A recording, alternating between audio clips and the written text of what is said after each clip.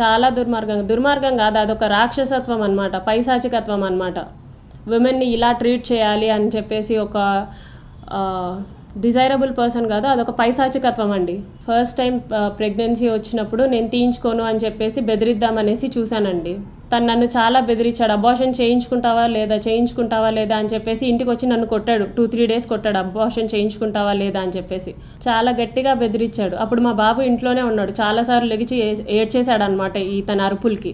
ఆ తర్వాత నాకు నేను ఇలా కన్విన్స్ అవ్వట్లేదు అని చెప్పేసి అష్యూరెన్స్ లాగా ఇచ్చాడు. లైక్ వాట్, నువ్వు నీ భర్తకి డివోర్స్ ఇచ్చేసేయి, నేను పెళ్లి చేసుకుంటాను, నువ్వు ఎలాగ నీ భర్తతో దూరంగానే ఉన్నావు కదా అని చెప్పేసి that type of emotional assurance ఇవ్వడానికి ట్రై చేశాడు. లేదండి, నాతో కాదు, this is not, I'm not the first woman అండి, I'm not the first woman. ఇతను నాతో పాటు ఒక 6-7 మందికి, అంతెందుకండి, అతనికి ప్రతి ఒక్క అమ్మాయి అంటే దీనికోసమే ఉంటుంది అనేసి అనుకునే రకం అండి. నేను దగ్గర నుంచి చూశాను కాబట్టి చెప్తున్నాను.